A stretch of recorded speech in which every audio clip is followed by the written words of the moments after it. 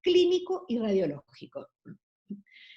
Hoy todavía, porque estoy convencida que lo vamos a lograr en no mucho tiempo, no podemos hablar de cura en esclerosis múltiple, pero sí podemos hablar de una situación que es estar libre de enfermedad, que no es sinónimo, pero que le pisa los talones.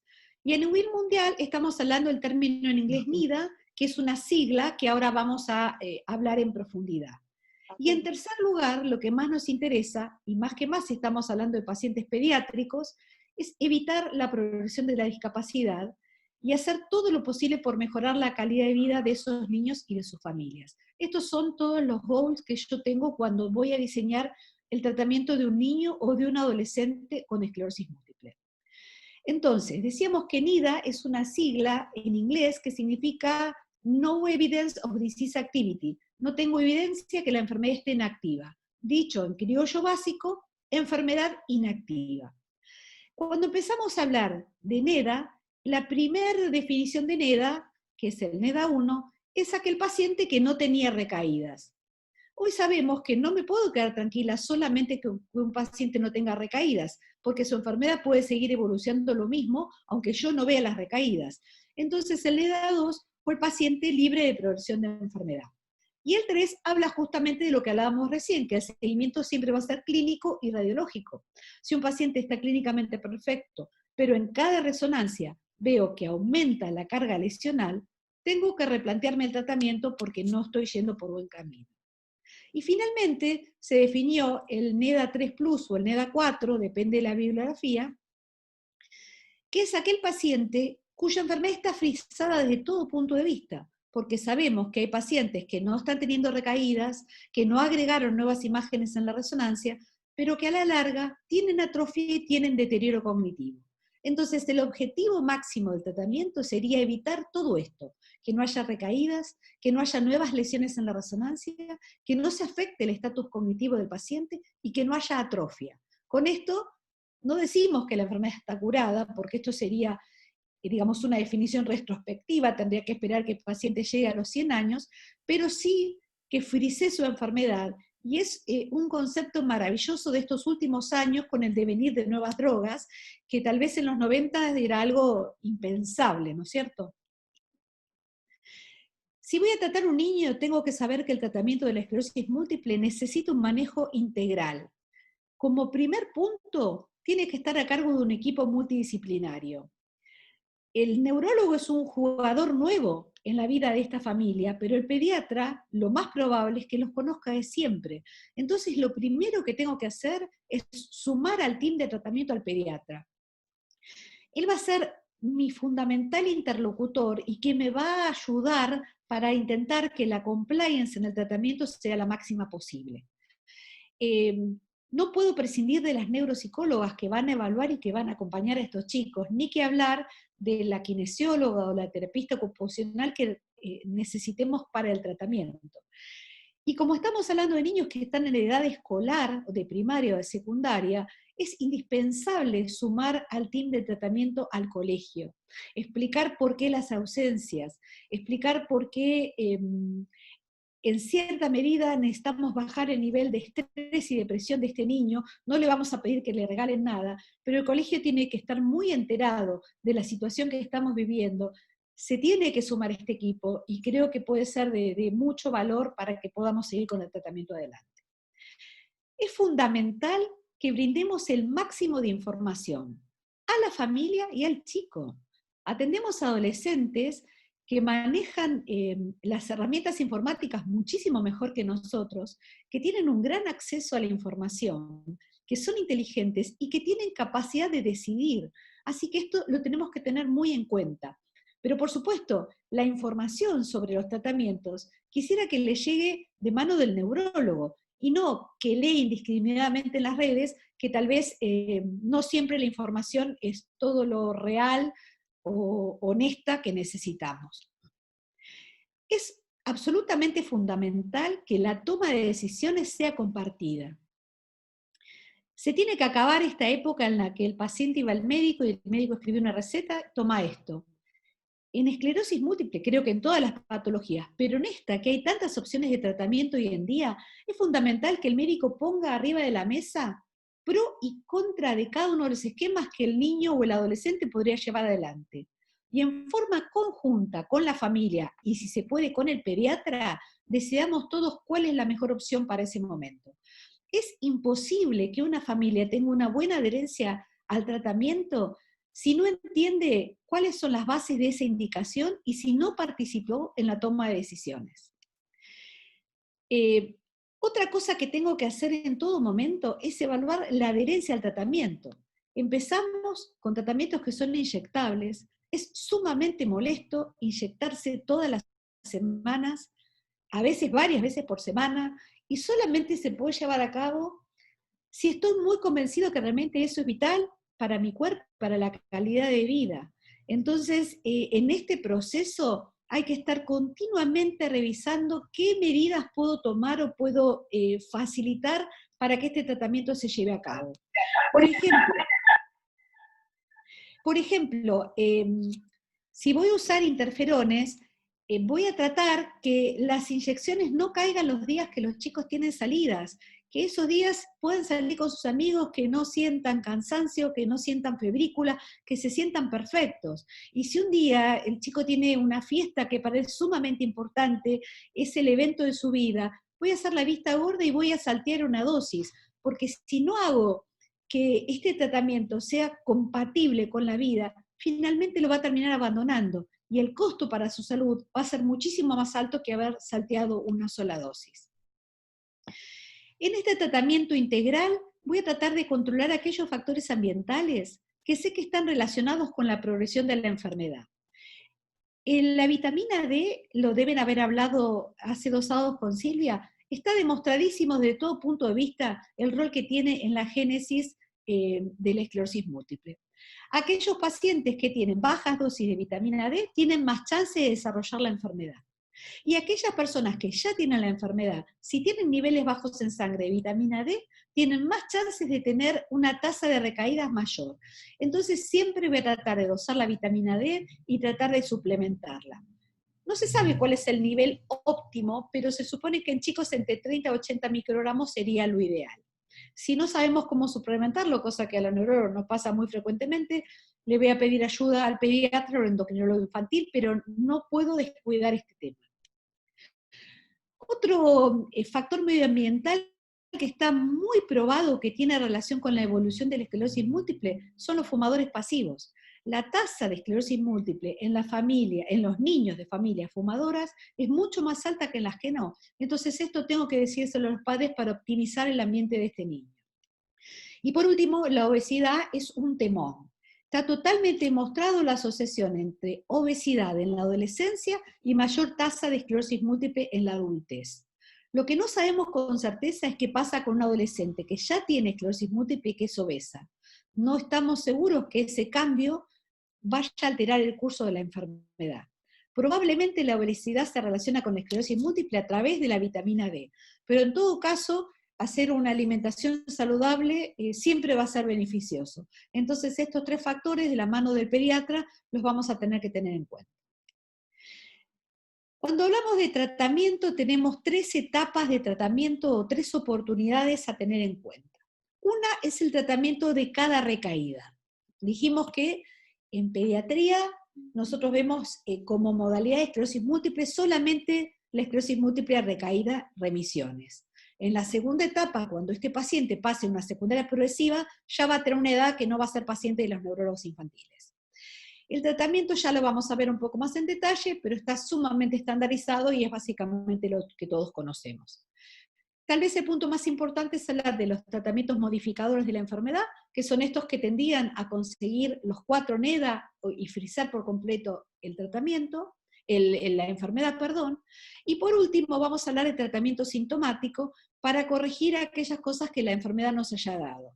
El tratamiento sintomático es un capítulo muy grande en la neurología de adultos y es un capítulo ínfimo en la neurología infantil, porque dijimos que los chicos tienen brotes muy severos con una excelente recuperación. Entonces, es poco probable que tengamos necesidad de hacer tratamiento sintomático, pero ya lo vamos a ver más en detalle. Vamos entonces al tratamiento de cada recaída.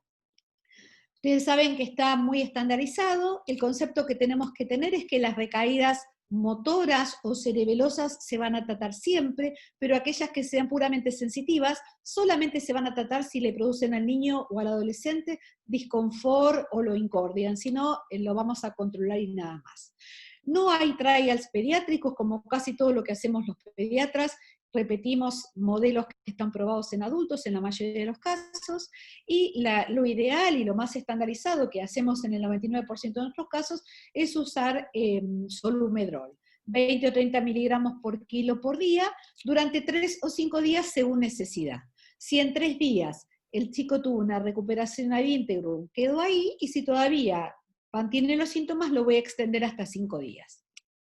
La segunda opción es las inmunoglobulinas, a 2 gramos por kilo en total, a pasar en 2 días, también un esquema muy conocido por los neuropediatras, porque lo usamos mucho en otras enfermedades, pero siempre como una segunda opción. Y no olvidarnos nunca de dosar IgA antes para evitar, si hay una inmunodeficiencia de IgA, hacer un desastre.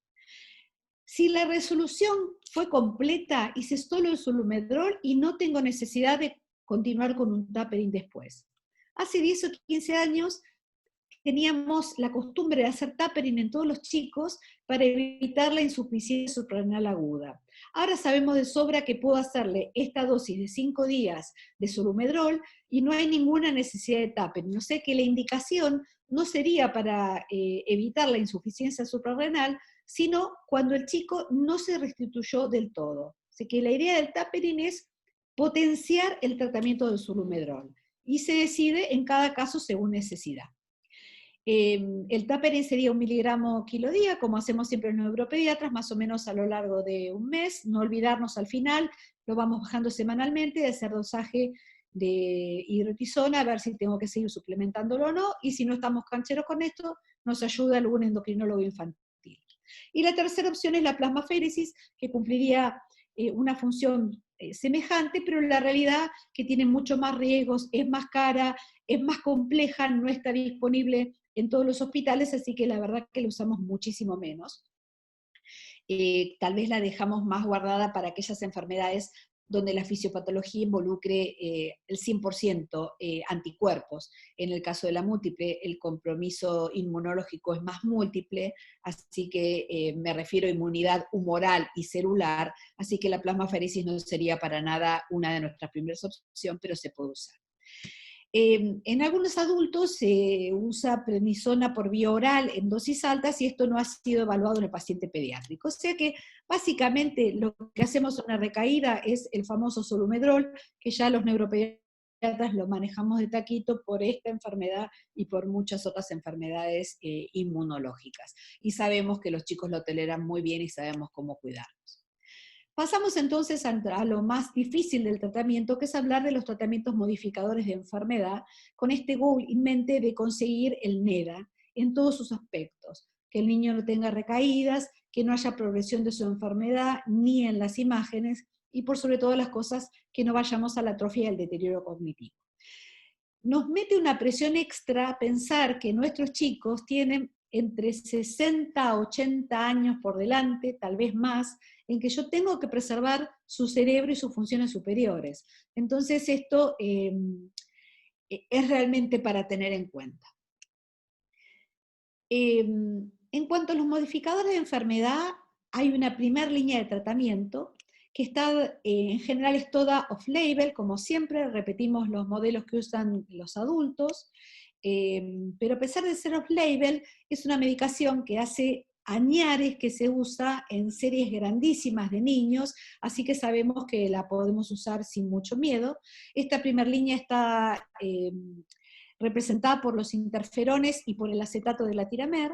Como les decía, muchos estudios observacionales abiertos y retrospectivos, no contamos con trials, casi excepcionalmente hay algún trial, pero tenemos evidencia por el uso tan extendido y por tantos años de que la tolerancia y la seguridad de esta medicación es muy alta.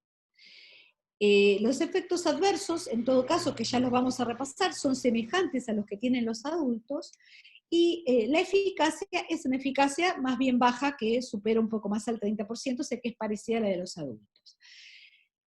Una forma de evitar estos efectos adversos es titulando la medicación, introduciéndola lentamente y llegar a la dosis que queremos a lo largo de un mes. Las dosis que se usan en pediatría son más o menos las mismas que los adultos, excepto que los chicos tengan menos de 30 kilos, y entonces ahí usamos una dosis un poco menor. Entonces, estamos hablando de una primera línea que es muy bien tolerada, que corre pocos riesgos, pero que es poco efectiva. Y este es un primer concepto que tenemos que tener. Tengo herramientas muy poderosas, pero que pueden producir bastante daño. Tengo herramientas menos poderosas, pero que a su vez son poco efectivas para controlar la enfermedad. Entonces, dependiendo cada caso, caso por caso, la verdad que el diseño de la terapia para la múltiple tiene que ser sumamente individualizado. Voy a elegir qué es lo que necesita cada niño.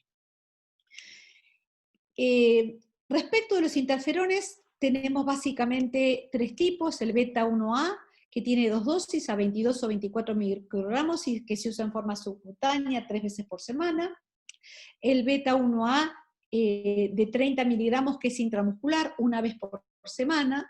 Hay chicos que prefieren pincharse 3 veces en la semana una subcutánea a una sola intramuscular en la semana. Hay otros que prefieren un solo día y olvidarse del tema durante la semana. Esto es realmente muy dependiente de cada caso, y lo que le decimos es que una vez que eligen, no es que firmaron un pagaré y se van a morir con esa medicación. Si después no se sienten cómodos, se puede cambiar a otra.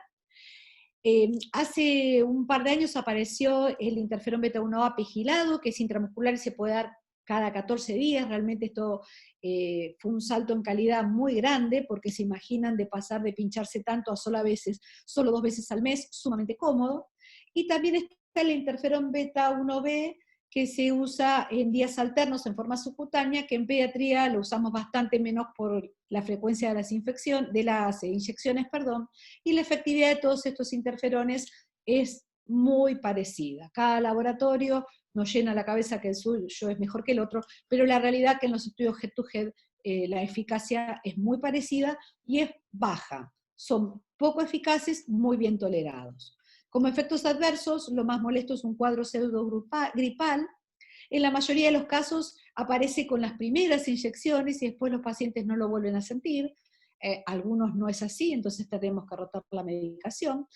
Una de las formas de paliar este cuadro pseudogripal es si antes de inyectar al paciente le doy ibuprofeno o paracetamol más o menos 1 hora antes, y pueda atenuar mucho estos síntomas. Es necesario que controlemos hemograma, hepatograma y función tiroidea, aunque en general nunca produce una linfopenia muy marcada. Sí puede haber alguna movilización de transas, y a veces hay algo de reacción local en el sitio de la inyección. Entonces es muy importante que enseñemos al paciente a rotar el lugar de la inyección y a tratar de autoinyectarse, dependiendo de la edad que tenga. El objetivo del tratamiento es lograr la autonomía, pero por supuesto no es lo mismo en un niño de 8 años que en un grandulón de 16. Y aparte, cada chico es cada chico, ¿no es cierto? Hay chicos de 16 que se autoadministran perfectamente, y hay adultos de 44 que no se pueden administrar, o sea que, como siempre, vamos a tener en cuenta las preferencias de cada paciente. Respecto del acetato de glatiramer, tiene una dosis estándar de 20 miligramos subcutáneo diario, pero hace más o menos unos 4 años apareció una formulación de 40 miligramos que se pone 3 veces por semana. De vuelta mejoramos bastante la calidad de vida de estos pacientes con una inyección menos frecuente, igual de eficacia el de 40 que el de 20. No produce este cuadro pseudogripal, que en algunos casos es tan molesto, solamente tiene reacciones adversas locales, y de todas las medicaciones es la que tiene mejor evidencia en cuanto a no ser teratogénica, o sea que es la medicación ideal para aquellas mujeres que quieran quedar embarazadas. No hay movilización de transas ni baja los blancos, o sea que no necesito controles de sangre tan estrictos. Entonces, esta sería una primera propuesta de tratamiento. Hago el diagnóstico de esclerosis múltiple e inicio con una primera línea que, depende de lo que elija según el tipo de inyección y la frecuencia del paciente, puede ser o acetato de letermer o alguno de los interferones. Y posteriormente controlo cómo me fue, ya dijimos, desde dos puntos de vista. Desde la clínica, que no haya habido nuevas recaídas, y desde la resonancia, que no hayan aparecido nuevas lesiones. Y por supuesto, controlo la adherencia al tratamiento. Es una definición muy básica decir que los tratamientos no son efectivos si no se toman o si no se inyectan. Y esto realmente es un problema muy frecuente. La adhesión en los tratamientos inyectables suele no ser la ideal y por consecuencia la eficacia tampoco.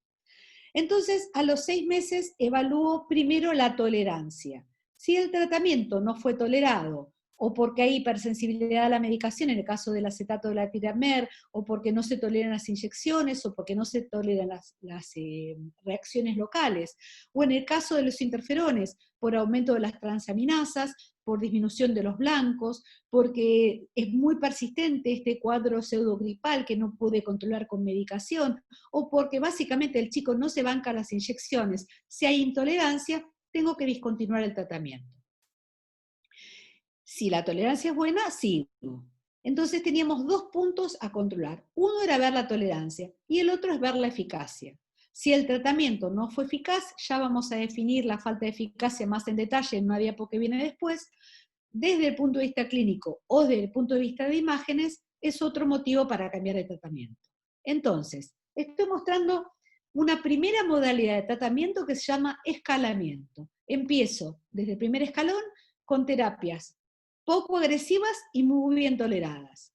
Si no fueron toleradas o si no fueron efectivas para el control de la enfermedad, paso al siguiente escalón. Y este es el consenso que decidió el Grupo Internacional de Esclerosis Múltiple Pediátrica para definir cuándo fallé en un tratamiento o cuándo la respuesta fue insuficiente e inadecuada. Y lo voy a decir después de 6 meses de tratamiento, a dosis completa, o sea, desconté ese primer mes que utilicé para ir haciendo la titulación, asegurándome que la adherencia fue buena, o sea, que realmente el paciente lo recibió, cuando tenga dos de las siguientes situaciones. Cuando haya un aumento o una estabilidad, o sea, no bajó la tasa anual de recaídas que tenía el paciente. O cuando haya tenido al menos 2 recaídas, o clínica o radiológica, en el curso de un año. Con cualquiera de estas situaciones, yo decido que este tratamiento de primer escalón no fue suficiente para controlar al paciente y voy a pasar al siguiente escalón. Pero fíjense esto, supongamos que acabamos de diagnosticar a un niño, esto nos pasó hace unos 15 días, 14 años, primer evento clínico, y en la resonancia nos encontramos con más de 40 lesiones gadolino positivas. Yo ya sé que esto es una esclerosis sumamente activa, que la chance que tengo de controlar a ese joven con un interferón o con el acetato de letermer, o sea, con un primer escalón, es muy baja. Y le voy a hacer perder 6 meses o un año de su vida, que va a tener unas implicancias terribles en el futuro de su calidad de vida y en su futuro neurológico en general. En esos casos, cuando al momento del diagnóstico yo ya descubro una enfermedad muy activa, cabe la opción que en vez de hacer este escalamiento o setup, haga lo que se llama una inducción o set down. Tomo artillería pesada y voy a buscar medicación que tenga una eficacia mucho más alta, a pesar de correr más riesgos, para intentar congelar esa situación y llegar antes a una situación de NEDA. Entonces, en la mayoría de los pacientes pediátricos o de adolescentes, voy a usar escalamiento. Pero si de entrada la carga lesional es muy alta, voy a usar inducción. Y cuando voy a elegir la segunda línea, de vuelta voy a balancear riesgos y contras. Si la enfermedad es activa, tengo que jugarle al mismo nivel. Voy a usar artillería pesada, aclarándole muy bien a ese chico y a sus padres los riesgos que corremos. Y si la enfermedad es tranqui, voy a usar medicación que sea menos agresiva. ¿Cómo juzgo que sea la enfermedad más agresiva o más tranqui? Por la frecuencia de las recaídas y por lo que me encuentre en las imágenes.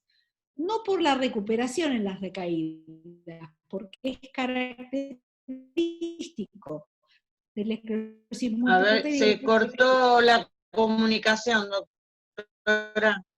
Ahí está, a ver. ¿Ahora me escuchás? ¿Me escuchan ahora? Se nos congeló la doctora. Yo seguía escuchando perfecto. Ok, decisiones, o para mejor, porque realmente estamos muy ilusionados con todos los cambios que tenemos hoy en día en esclerosis múltiple. Hoy hay productos que se infunden en forma endovenosa, medicamentos inyectables y tratamientos por vía oral, que son la panacea en el sentido de la libertad y la comodidad, y cómo influyen en la calidad de vida del paciente, por supuesto. Entonces, este es un esquema bastante resumido, porque la realidad es que han aparecido 800 drogas más, pero quise poner lo que se está usando más y marqué en rojo aquellas que realmente usamos en pacientes pediátricos, tratando de separar lo que es infusión endovenosa y lo que son las terapias orales. Voy a hablar un poquito del natalizumab. El alemtuzumab es una gran expectativa, pero todavía no se está usando en pediatría. Había un estudio, que es el LEMKIDS, que estaba ongoing, pero se frenó por efectos adversos muy severos. La ciclofosfamida fue una herramienta sumamente utilizada en el pasado, pero por supuesto ya no lo usamos más, porque los riesgos de esterilidad, de cáncer de vejiga o de otros tipos de cáncer es muy alto, entonces no tiene sentido usar una medicación con este tipo de riesgo cuando tenemos medicaciones mucho más específicas y más efectivas y con mejor tolerancia. El mitoxantrone también es de una época que se utilizaba cuando no había otras herramientas, pero ustedes saben que también la asociación de mitoxantrone y cáncer es muy alto, sobre todo leucemia, la cardiotoxicidad también es altísima, o sea que en pediatría no lo usamos para nada, yo creo que en adultos tampoco se está usando más.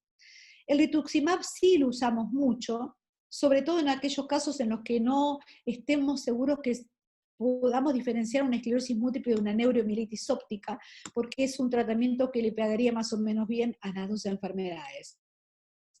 El ocrelizumab es la vedette de los neurólogos de adultos, como todo, es un tiempo y después caerá sobre nosotros. Hoy todavía cero información de ocrelizumab en pacientes pediátricos. En cuanto a terapias orales, usamos muchísimo el fingolimod, que ahora la voy a contar un poco más en detalle. También usamos bastante el metilfumarato, que lo voy a especificar un poco más, y la teriflunomida, hay un tratamiento ongoing, que es el Terikids, pero todavía no está aprobado en pediatría, ni tenemos mucha experiencia. Es muy cómodo por ser por vía oral, pero produce caída de pelo, que en un adolescente podría ser realmente problemático, es muy teratogénico, o sea que tenemos que recontra asegurarnos que no vaya a haber un embarazo en esa adolescente. Es bastante hepatotóxico y por sobre todas las cosas hasta ahora no ha demostrado una eficacia muy superior a los interferones. Entonces, si vamos a usar medicación por vía oral, tanto el fingo como el metilfumarato serían opciones mucho más válidas para el paciente pediátrico. Bueno, esto habla un poco de dosis, me parece que no viene al caso. Vamos a hablar un poquito del natalizumab. El natalizumab es un anticuerpo monoclonal, tal vez de los tratamientos, tal vez no, seguro, de los tratamientos que se dan en forma continuada es el de mayor potencia de eficacia, o sea que sin duda sería la primera elección si tengo una esclerosis múltiple muy agresiva. Es un anticuerpo monoclonal que se infunde en forma endovenosa y se da una vez por mes. Los pacientes tienen que ir a un lugar de infusión, a su hospital o a su sanatorio, se infunden en un hospital de día unas horas y vuelven a su casa. El natalizumab produce una alteración en la capa exterior de los leucocitos que hace que después no puedan pasar a la barrera hematoencefálica y no puedan ser parte del proceso inflamatorio a nivel sistema nervioso central, pero sigan circulantes en sangre, con lo cual los riesgos de infecciones periféricas son muy bajos. Pero hay un gran cuco, que no es un cuco, que es una realidad, un efecto adverso potencialmente fatal, que hizo que ni bien salió al mercado, se retire, se continuaron los estudios y después volvió a salir al mercado. Ahora lo voy a contar más en detalle. Esta la pasamos por alto. Angelo Gessi, que está en Milán, es uno, digamos, de los que más investigó el natalizumab en la población pediátrica, pero lo que les quiero contar es más o menos lo que dije. Se infunde en forma endovenosa, es uno de los medicamentos de tratamiento sostenido de mayor eficacia, tiene una reducción de las recaídas casi del 68% y congela la resonancia en más de un 82%, o sea, unas cifras muy altas de eficacia. Pero tenemos este riesgo que es el desarrollo de la PML. La PML resulta de una infección oportunista por el virus JC. Las personas que tengan el virus presente tienen un riesgo X, que ya vamos a ver cómo se calcula, de desarrollar PML, y las que no tengan el virus presente pueden recibir la medicación con mucha más tranquilidad. Entonces lo que vamos a tratar de hacer es estratificar el riesgo. Hoy, por un método muy sensible como es el ELISA, se hace detección de anticuerpos para saber quién es virgen de JC o quién lo tiene puesto. En la población pediátrica la incidencia de JC positivo es mucho más baja que en la población adulta, entonces esto juega a nuestro favor. Y en esta estratificación de riesgo, nosotros sabemos que aquellos pacientes que sean negativos van a poder recibir la medicación con mucha más facilidad, y los que sean positivos vamos a tener que tener dos cosas en cuenta. Si han tenido un tratamiento inmunosupresor, de vuelta, es muy poco probable que si yo diagnostico una esclerosis múltiple en un niño de 14 años, ese chico venga de un tratamiento oncológico, cosa que sí pasa en el setting de pacientes adultos. Y la otra cosa es el tiempo de exposición. Entonces, si el paciente tiene más de 2 años de tratamiento con natalizumab, aumenta el riesgo de PML. Si tuvo una enfermedad inmunosupresora previa, aumenta mucho el riesgo de PML, y si tiene anticuerpos, el riesgo es altísimo. Pero si no tuvo, como pasa en la mayor parte de los pacientes pediátricos, un tratamiento inmunosupresor previo, y si los anticuerpos son negativos, podemos extender por muchos años el tratamiento con muchísima tranquilidad. Bueno, esto es más o menos el mismo esquema para mostrar si había tratamiento inmunosupresor, que nuestros chicos en general es que no, los 2 años que marcan un quiebre en el riesgo, y después la titulación del anticuerpo. El otro elemento, la otra droga de segunda línea que usamos muchísimo es el fingolimod. El fingolimod tiene como gran elemento a favor es que se administra por vía oral. Es la primera droga para uso en adultos por vía oral que fue aprobado tanto por la FDA como por la EMA, y es la única droga que también tiene un trial pediátrico, que es el Paradigms, donde se hizo un doble ciego comparado con interferón beta 1A de aplicación intramuscular semanal. Y en este estudio mostró una eficacia muy superior a los interferones y una tolerancia bastante buena. ¿Qué cosas tengo que vigilar? Lo que tengo que saber es que a pesar de que se va por vía oral, en la primera dosis puede asociarse a bradicardia extrema. Entonces tengo que instituir, explicarle muy bien a los pacientes que así la obra social les haya entregado la primera caja de la medicación, nunca la primera toma se hace en la casa. La primera toma se hace con monitoreo cardíaco, internado o en un hospital de día. Si el paciente por X causa interrumpe la medicación por más de 2 semanas, cuando vuelva a empezar a tomarlo, de vuelta tiene que hacer ese control. Pero si no hubo interrupciones, la puede seguir tomando en su casa sin que necesitemos más controles cardiológicos que los que vamos a hacer en forma semestral al principio y en forma anual cuando ya vimos que la tolerancia es muy buena. El otro punto flaco del fingolimod es que produce linfopenia, entonces tengo que decirle a la familia de este chico que va a ser muy cómodo porque va a tomar una pastilla en la casa, pero que se tiene que bancar todas las extracciones de sangre que al principio van a ser más seguidas porque tengo que controlar de vuelta la linfopenia. El mecanismo de acción del linfolimod es que va a retener los linfocitos en el ganglio periférico. Entonces, el paciente va a estar inmunosuprimido y tiene más riesgo de desarrollo de otras infecciones. Y esto también tiene que estar muy conversado más en esta época de pandemia. Hay un riesgo especial en diseminación de infección herpética si esta pudiera estar latente, y también el riesgo de edema macular, o sea que en todo chico que voy a iniciar fingolimod, primero voy a pedir un fondo de ojo muy detallado por un oftalmólogo bajo hidratación para asegurarme que la mácula está en condiciones, y periódicamente lo voy a ir controlando. Encontrar edema macular es motivo para la interrupción del tratamiento. Cuando esta medicación sale a la venta, el gran argumento de los laboratorios y la presión era que tenían algo un poco menos efectivo que el natalizumab, o sea, estaría un escalón más abajo, pero mucho más seguro porque no producía PML. Lamentablemente, con el correr del tiempo vimos que sí produce PML, aunque con una incidencia bastante más baja que en el caso del natalizumab. Como ya les conté, es la única droga que tiene un trial pediátrico, así que la podemos usar con bastante confianza. Y este esquemita era solo para mostrarles todo lo que se está ongoing, que se está investigando en chicos. Fíjense que tenemos dos, y hay un tercero que les voy a contar, trabajos con dimetilfumarato, que es otra droga que se usa por vía oral, se da 2 veces por día, tiene una efectividad un poco más baja que el fingolimod, pero no produce tanta linfopenia.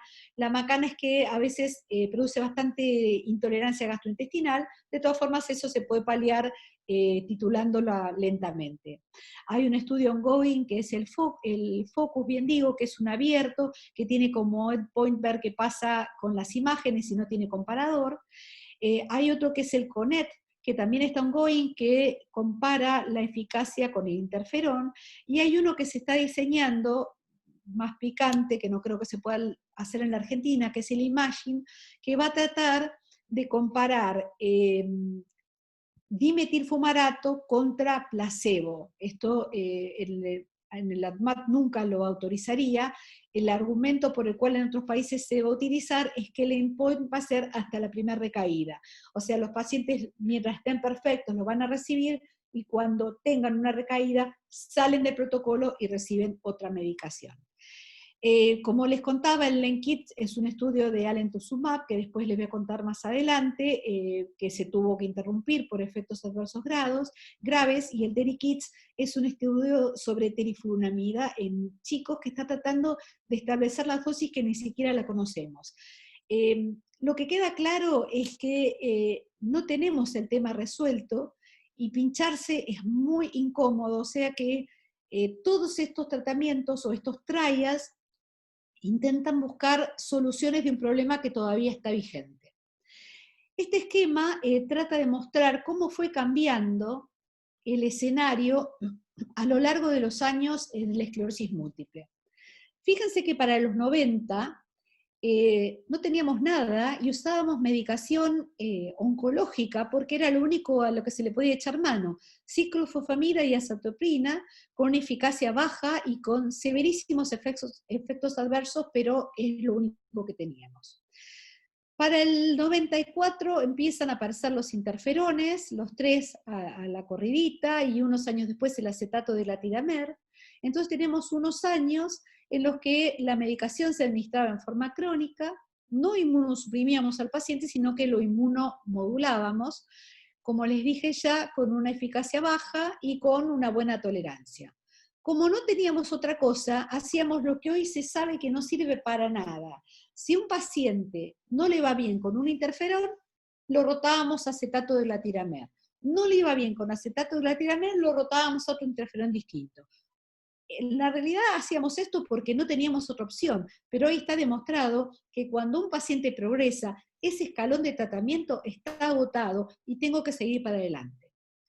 Después del 2006, gran revolución con el natalizumab. Fíjense que el natalizumab tiene una eficacia y una potencia que es mayor del doble de todas estas medicaciones. Y ahí con el natalizumab, con el fingolimod, el dimetilfumarato y la teriflunomida, pasamos a medicaciones que ya son inmunosupresoras. El tratamiento es crónico y el tratamiento es efectivo mientras el paciente lo reciba. Y ahora, a partir del 2013, tenemos una nueva etapa que todavía no aplica a chicos porque todo se investiga primero en adultos, lógico, pero que a la vuelta de la esquina la vamos a estar utilizando, que es absolutamente revolucionaria, que son tratamientos que son efectivos a pesar que no se administran en forma continua. Por ejemplo, la cladribina se administra durante 4 o 5 días, depende del peso del paciente porque se calcula la dosis total de tratamiento, 4 o 5 días el primer mes, se vuelven a administrar esos 4 o 5 días la semana 5, o sea, la primera semana del segundo mes, y no se le da nada al paciente hasta el año siguiente, donde se vuelve a hacer el mismo esquema. Y este tratamiento de esta semana 1, semana 5 en un año, semana 1, semana 5 en el segundo año, es un tratamiento que da una cobertura para 4 años. Y hoy ya hay pacientes que han superado esos 4 años y siguen con enfermedad completamente frisada y no han tenido que iniciar ningún otro tipo de tratamiento. Entonces ustedes me dirían, ¿por qué no ponemos todos con estos tratamientos? Bueno, son bombas Molotov, que así como a algunos pacientes les va súper bien, en otros pueden tener efectos adversos graves. Entonces hoy están aprobados, obviamente solamente en adultos, y obviamente en aquellos que han fallado por lo menos a 2 tratamientos completamente utilizados e indicados previos en esclerosis múltiple. Lo mismo pasa con el ocrelizumab y el alemtuzumab. Son tratamientos que se hacen en forma discontinuada, que duran un tiempo corto en su administración y sumamente largo en su efecto, porque producen como un reseteo en el sistema inmune. El tema es que si tengo efectos adversos graves, no puedo volver atrás como en el caso del fingo, que si bajan mucho los linfocitos, los suspendo y sé que en una semana o 2 los linfocitos están perfectos, o el natalizumab, que venía cada 6 meses chequeando los anticuerpos contra el JC, y cuando vienen positivos interrumpo el tratamiento y paso a otro. En estos tratamientos, una vez que yo tiré la bomba, no tengo forma de recogerla, pero la realidad es que son una ilusión gigante porque pueden producir están produciendo una revolución en la esclerosis múltiple. Entonces, fíjense que pasamos de estos años, que no pasaron tantos, no quiero confesarlo para que no me saquen la cuenta de los años, pero yo ya era médica para este entonces, donde no había nada para dar a los pacientes, a hoy, a que tengo múltiples opciones que hacen a veces compleja la decisión, y que no hablo de cura, pero hablo de NEDA, o sea que el panorama ha cambiado drásticamente en esta enfermedad y por suerte para bien. De vuelta un poco lo mismo, las pocas opciones que teníamos para elegir en el 2010 y la cantidad de opciones, y ni siquiera están todas, que están presentes en 2018, por supuesto no todas para pacientes pediátricos, pero un poquito después, siempre a la cola, vamos teniendo acceso a todas las medicaciones también. Y por último, decíamos que tenía 3 momentos o 3 instancias de tratamiento, era el tratamiento sintomático. De esto vamos a decir que cualquier cosa que podamos proponer que mejore, optimice la calidad de vida del paciente, es dable de ser incluida en su tratamiento. Los neuropediatras tenemos mucha experiencia en el tratamiento de la espasticidad, sobre todo porque tratamos chicos con parálisis cerebral. La realidad es que es más que infrecuente que vayamos a ver a un niño o un adolescente con esclerosis múltiple y espasticidad, porque si la desarrolla, la va a desarrollar en un momento que ya no va a ser paciente nuestro. De todas formas, comentar que todo lo que usamos en nuestros otros niños, desde las benzodiazepinas, el baclofeno, la bomba, el BBS, por supuesto, las terapias de rehabilitación, es lo mismo, no hay un tratamiento específico para espasticidad y esclerosis múltiple. La fatiga es un elemento muy importante que tal vez está menospreciada en la esclerosis múltiple pediátrica y existe con una incidencia alta, y a veces se mezcla con síntomas de depresión y no se identifica como tal. Lo primero que tengo que hacer para prevenir, no para tratar, para prevenir la fatiga es llevar una vida sana. No pueden los adolescentes, cosa que por supuesto hacen, lo digo como madre de adolescentes, con esclerosis múltiple o sin esclerosis múltiple, quedarse hasta las 4 de la mañana boludeando con el celular, disculpen la expresión, y al día siguiente levantarse temprano para ir al colegio. Y en un chico con este tipo de patología, menos que menos puede. Entonces, cuidar el buen descanso, cuidar la buena alimentación, la buena hidratación, y intentar o promover que hagan actividad física es fundamental. Los deportistas o las personas que hacen actividad física reglada y sistemática tienen una incidencia de fatiga significativamente inferior a aquellas que son más sedentarias. Entonces, nos ocupemos como pediatras en insistir en la actividad física de estos chicos. El temblor en estas etapas de la vida es muy inusual, pero lo que sí tengo que tener en cuenta siempre es que el compromiso cognitivo en la esclerosis múltiple de inicio infantil es muy temprano y no siempre está relacionado con la discapacidad física. Por el contrario, dijimos que nuestros chicos no tienen discapacidad física, los primeros 5 años se recuperan al 100% de las recaídas, tomo el ESS y siempre me va a dar 0, tal vez tengo algún 1, pero eso para nada mide cómo está este chico desde el punto de vista cognitivo. Y estoy en un momento de la vida donde estoy abriendo la cabeza, donde estoy formando al chico que va a estar en el secundario o va a entrar a la universidad.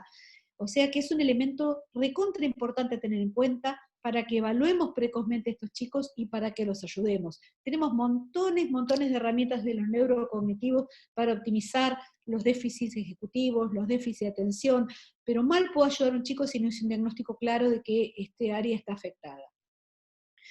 La depresión en esclerosis múltiple del adolescente es muy frecuente y no me la puedo pasar por alto. Tengo que ir y tomar test o pedir que la neuropsicóloga evalúe en detalle a estos chicos porque los puedo y los debo ayudar.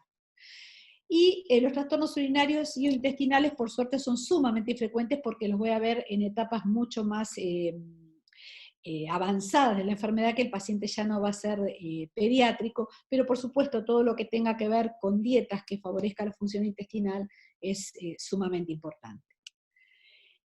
Si hablamos de tratamiento tenemos que hablar un poquito de pronóstico, y el pronóstico en realidad hablamos de lo que está escrito hasta hoy. Quiero decir, estamos viendo realmente una revolución, y con toda esta profusión de nuevas drogas tan eficaces, es muy probable que esta misma charla dentro de 4 o 5 años tenga un slide totalmente distinto en cuanto a pronóstico, y eso nos hace muy felices. Como ya les decía, el pronóstico a corto plazo en los chicos es muy bueno, porque el 90% más de los chicos no tienen discapacidad a los 5 años de evolución.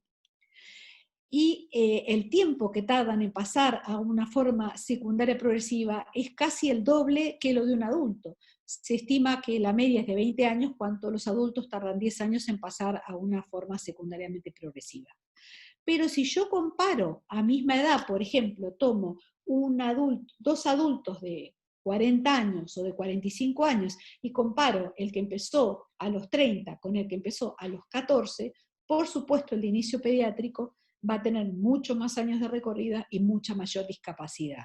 O sea, que tenemos que poner todo el esfuerzo del mundo para el tratamiento más intensivo y más precoz que se pueda para evitar esto.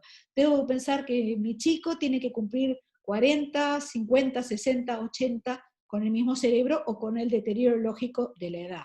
Ojalá uno conservara el mismo cerebro.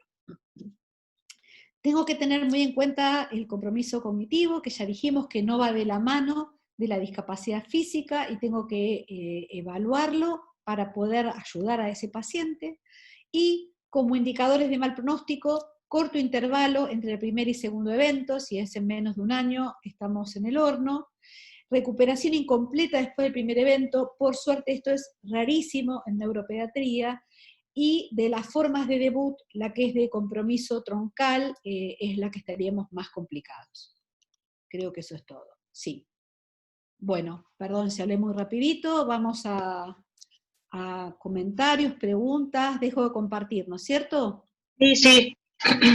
Ahí estamos. Bueno, excelente charla. Como siempre, uno va aprendiendo un poquito más, por más que uno lleva muchos años en este tema, siempre aprende cosas nuevas. Tuve un problema de conexión, pero había una pregunta que decía que el Solumedrol no se consigue en Argentina. No sé si sabe algo. No hemos tenido ningún problema y hemos tenido estos días chicos internados. Sí se consigue. Y nosotros no hemos tenido reclamo a eso. Y acá pregunta Ana, que dice, si se logra un EDA 4 con medicación, ¿igual hay deterioro cognitivo o físico a largo plazo? No, el NEDA 4 significa esto, que no hubo deterioro de nada, que yo pude frizar por completo la enfermedad. Y eso existe, o sea que esa es la expectativa, este tiene que ser nuestro horizonte, a lo que tenemos que apuntar. Hoy cabe la posibilidad de hacer un diagnóstico que es tan difícil de recibir, me imagino, para el papá de un chico adolescente, pero tiene que saber que hoy tenemos muchas opciones para que a ese chico le vaya bien. Bueno, yo le digo siempre a los papás que cuando empezamos y cuando hago diagnóstico, que esta charla no hace 30 años, hace 5 era completamente distinta. Sí.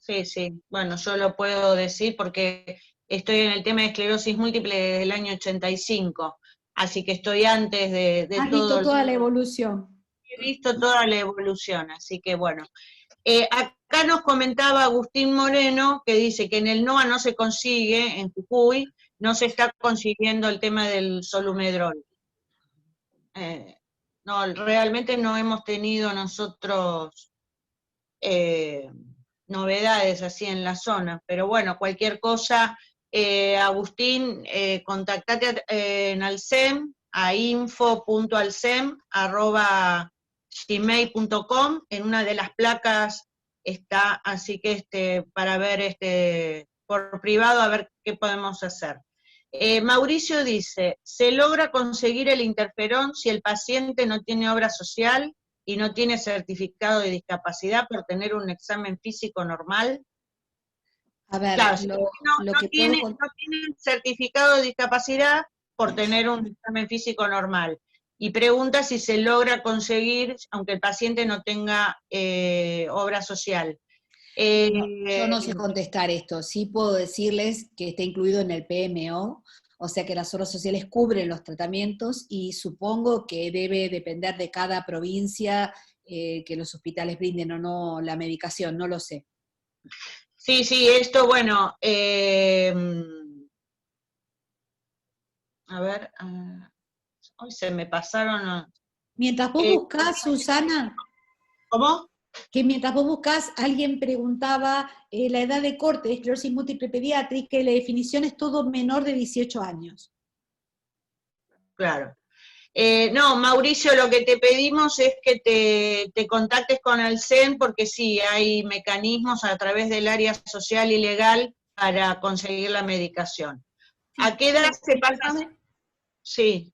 Sí, respondiendo un poco a la pregunta de Mauricio, que si no tiene cobertura, está el Banco de Drogas a nivel provincial y nacional que otorga, a través de subsidios especiales, la cobertura del interferón. Pero esto iba a decir que cualquier cosa, que se ponga en contacto con el área social y vemos el caso a caso. Sí. Bueno, Constanza Pasteri está levantando la mano, así que le pedimos que active el micrófono para consultarle a la doctora. ¿Me escuchan ahí? Sí, perfecto. Hola Ángeles, buen día. Hola, excelente tu presentación y mil gracias, muy claro toda la escala de tratamiento. Te hago una consulta. En estas épocas de pandemia, si uno tiene un paciente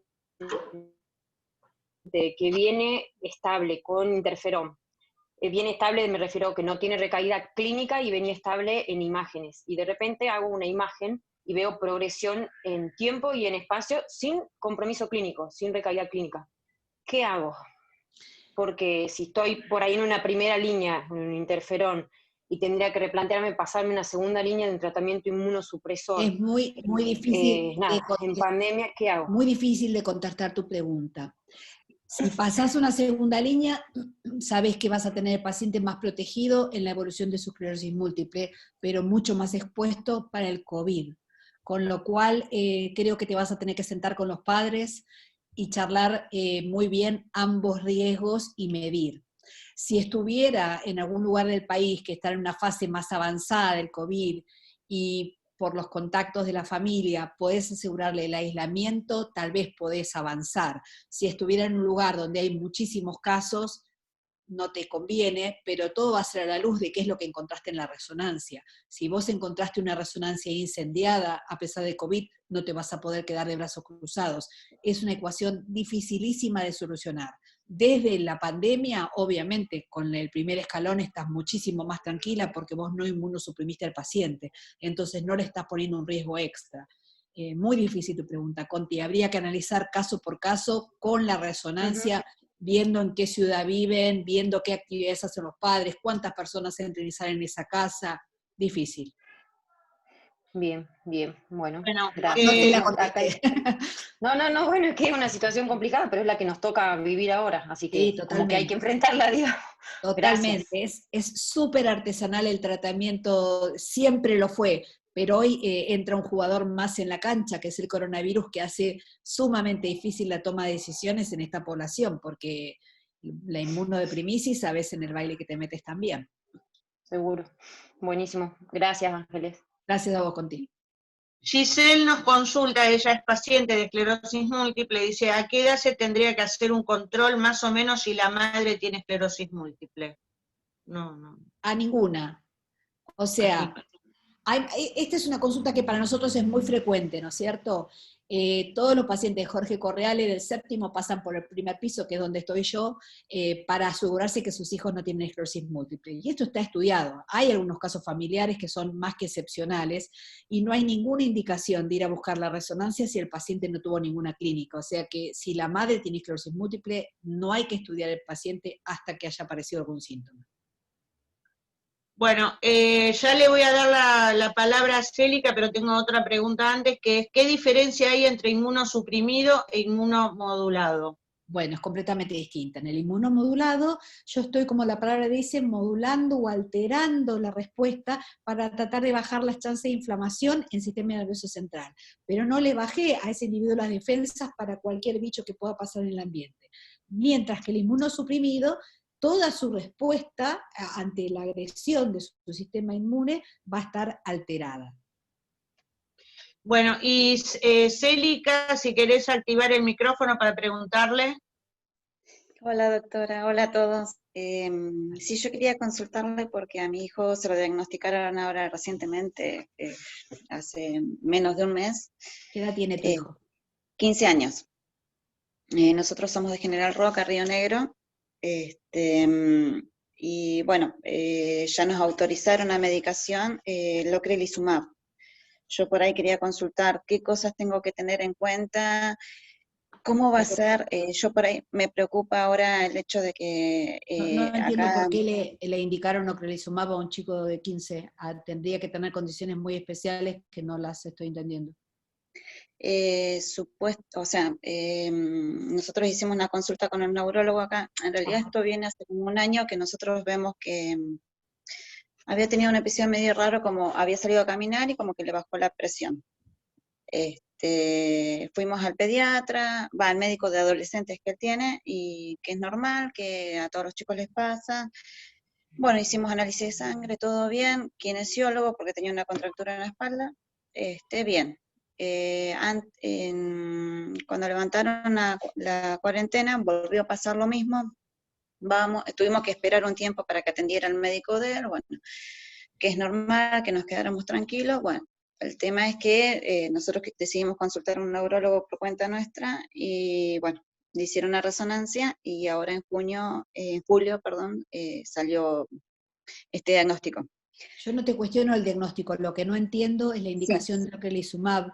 Nunca es una droga de primera elección, nunca, no es de uso pediátrico, y un paciente tiene que haber fallado a 2 drogas previas para pasar a ese tipo de drogas, por eso no entiendo cómo empezaron por ocrelizumab. Porque hay múltiples lesiones. ¿Estás segura que le indicaron ocrelizumab y no natalizumab? Sí. Nosotros hicimos una segunda consulta con la doctora Tenenbaum, y ella planteaba que el natalizumab por ahí no iba a ser muy, o sea, recomendaba ir al ocrelizumab. Entonces, no puedo opinar porque no vi al chico, no vi la resonancia, pero en principio me hace ruido lo que me contás. No deberíamos usar ocrelizumab nunca como primera opción, y menos en un chico de 15. Pero conversarlo con ella. Sí. Bueno, si no cualquier cosa, Célica, nos hablas y bueno, le pasamos... si te... Sí. Así que bueno, agradece Agustín, sí. Por ahí yo quería ver, o sea, si fuera esta la medicación, ¿qué cosas hay que tener en cuenta antes de aplicarla? Obvio el diagnóstico, todo. y laboratorios y muchas cosas muy específicas. Después nos contactamos y hablamos bien. Gracias. No, por favor. Después nos contactamos, Celica. Bueno, impresionante charla, muchísimas gracias. Dice, transmitís una pasión que contagia, exacto. Es lo que yo siento cada vez que le escucho a la doctora, y la he escuchado en miles en cientos de congresos, para no deschavar la edad, ¿no? Pero bueno, yo creo que soy una de las más grandes que está acá. Así que bueno, el agradecimiento son muchos agradecimientos, excelente charla,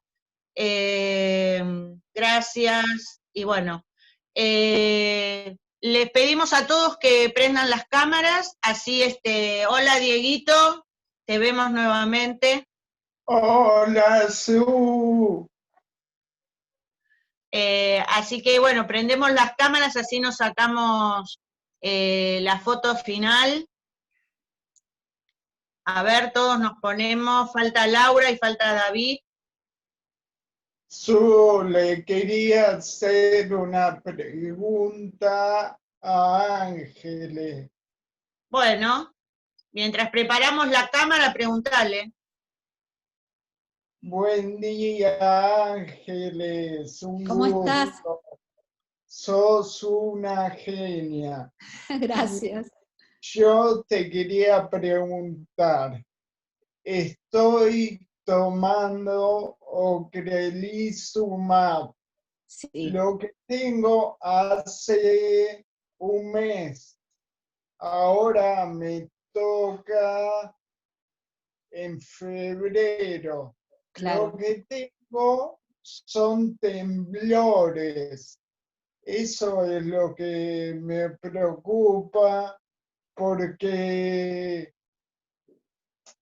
y tengo que hacer la rehabilitación. Yo no sé, Diego, si esos temblores tienen que ver con la medicación nueva o con el avance de tu enfermedad. Habría que mirar tu resonancia y ver todo esto en detalle. Pero estás usando una medicación muy potente, así que tené fe que te va a ayudar seguro. Gracias, Ángeles. No sé por qué. Y aparte, Dieguito, me parece que pasaste un poquito la parte Pediátrica. Sí. Pero igualmente estás en muy buenas manos, Diego, vos y bueno, pongamos toda la fuerza y toda la fe para que esto mejore tu tratamiento y bueno, y salgamos adelante después de esta pandemia, que nos podamos volver a juntar. Sí. Bueno, veo que están más conectados, me falta Pauli, que se ve que se le apagó la máquina, se me desconectó. Ahí está por el otro lado. Así que sacamos la foto, así